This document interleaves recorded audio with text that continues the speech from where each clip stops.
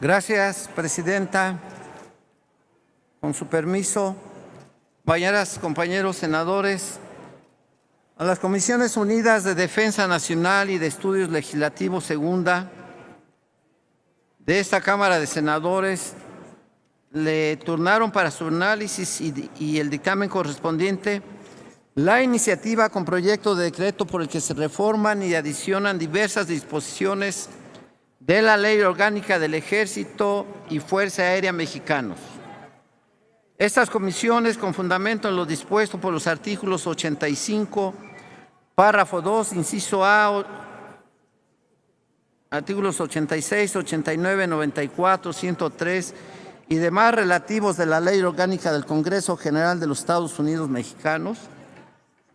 así como lo dispuesto por los artículos 113, 117, 135, 178, 182,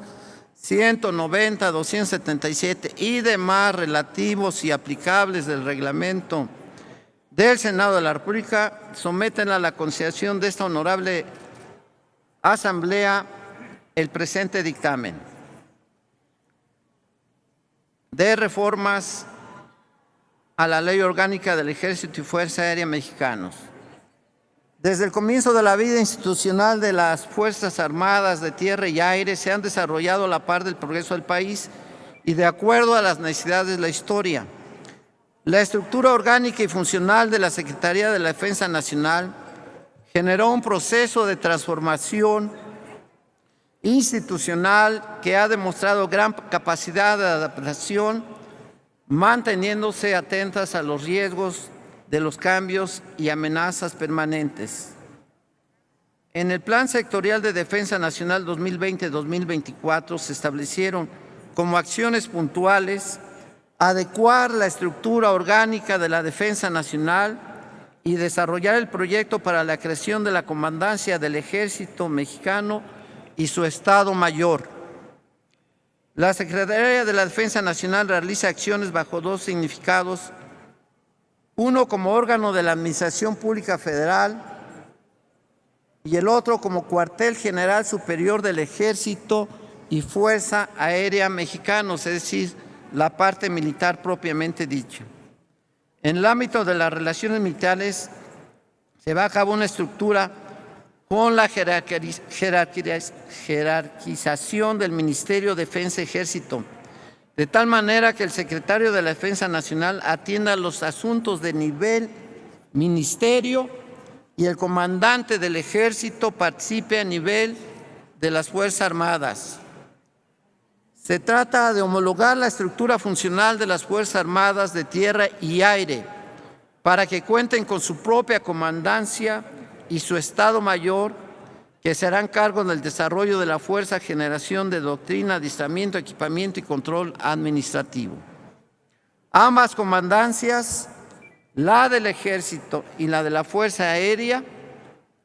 estarán subordinadas a la Secretaría de la Defensa Nacional y al secretario del ramo. El secretario del ramo continuará ejerciendo el alto mando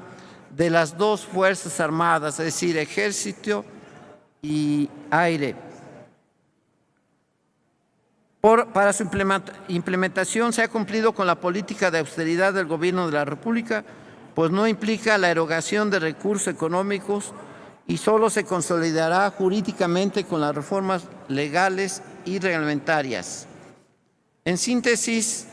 las reformas que en este dictamen se presentan a la Ley Orgánica del Ejército y Fuerza Aérea Mexicana, en lo principal se crea la Comandancia del Ejército, que no se cuenta actualmente, porque se tiene la Comandancia de la Fuerza Aérea. Se dispone de dos comandancias generales. Y a la par se crea el Estado Mayor Conjunto, como existe en otros países, un Estado Mayor Conjunto donde participan integrantes del Ejército y de la Fuerza Aérea, todo dependiendo del secretario de la Defensa, y las demás modificaciones son solo para adecuar dentro de los capítulos de la ley en comento la propia adecuación. Este es el significado de estas reformas. La propia Comisión de Defensa que presido decidió aprobarla por unanimidad de votos y es la que se presenta a ustedes como dictamen para que puedan ser aprobados si así lo determinan. Por supuesto que la Comisión de Defensa les pide a todas y a todos ustedes puedan aprobar el dictamen que está en comento y que todos ustedes tienen. No más, Presidenta.